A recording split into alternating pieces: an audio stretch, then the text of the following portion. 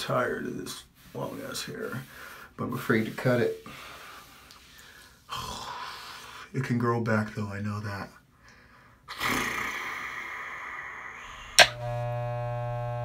Okay. I'll cut it. Oh, fresh look. It's been a minute since I've had the short hair. Back to my Pharrell days. But I'm still gonna keep the beard though. But, let's go back to my n.e.r.d. ways. Well. Look who we have here. It's clean again. My head looks like a goddamn apple. But it is what it is. But it's still clean though. I think y'all like it. I know I like it. It's been way too long since I've had my hair like this in my Pharrell n.e.r.d. days. I was just frying. I'm playing. Roll the intro.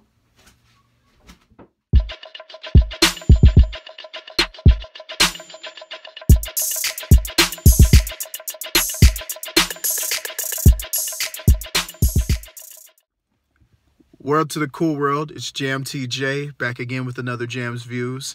And I know you guys seen a little bit in the intro, you know, got the clean haircut, you know, get a little current. Pharrell, LeBron Akron days. But like I was saying before, change is minor. When it comes to minor changes, they're easy to tackle than bigger changes. But even bigger changes, it becomes harder to get yourself accustomed to how things will work. And that's why change is a process. Change is a process of an elimination when it comes to weeding out what didn't work.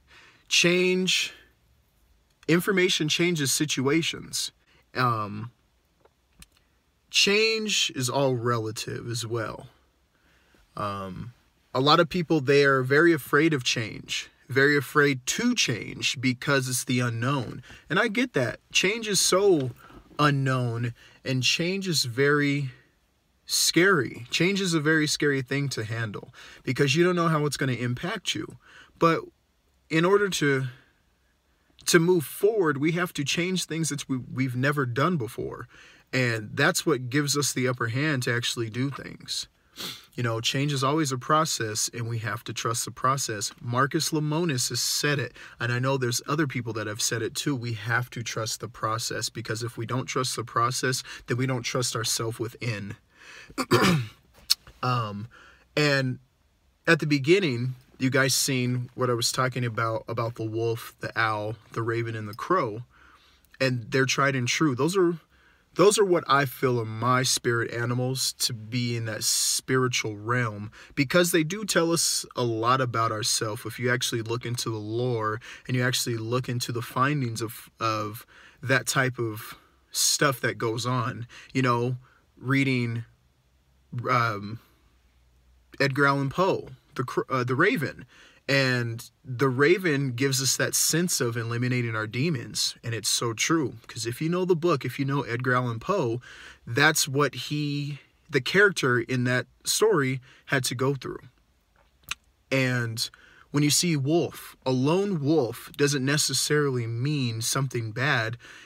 Sometimes if you think in spirituality, it's thinking of finding yourself, finding your balance, getting your self-awareness and your self-respect for others and the world of being.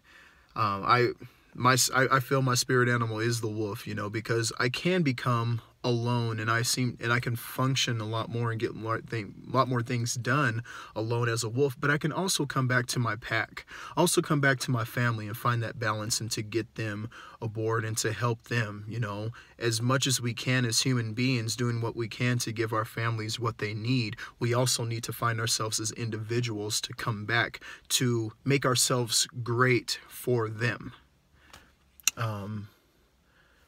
And with the owl has the oversight of everything, and they see everything, and they take into account of everything that needs to be done. And the crow is a very crazy thing, because the crow, you can see them in the daytime and you can see them at night, and the crow can adjust to our environment, and in that fact they are able to accept change. So if we can all think and all live our lives like the crow and accept that change, we can have an easier time on accepting change in our life. You know? So when people get very discouraged when it comes to fitness and they're not seeing results, and they feel like giving up and they want to take the easy way out and do things, it's like, no, you have to trust that process, because you can't get big overnight. You can't get fit overnight. Like, it takes time. It takes time, dedication, meal planning. I mean, I'm not a nutritionist, but you know, I do work out. I have my share of working out, and it does take time. These things do, and you have to put your hard work in it. You have to find what is going to make you happy. You know, when it comes to businesses, if your plan isn't working, change the process. Change how you went about things. Go back to the drawing board. Change is a process. In family, if something isn't working in family, you have to change your relationship with things. You have to change your outlook on things. You have to change your compromise, your negotiation ways to make the relationship better. You know, even in the workplace, there's always going to be changes of everything. There's going to be new management. There's going to be a new form of productivity. There's going to be something new. There's going to be some kind of change, and we have to be aware of change.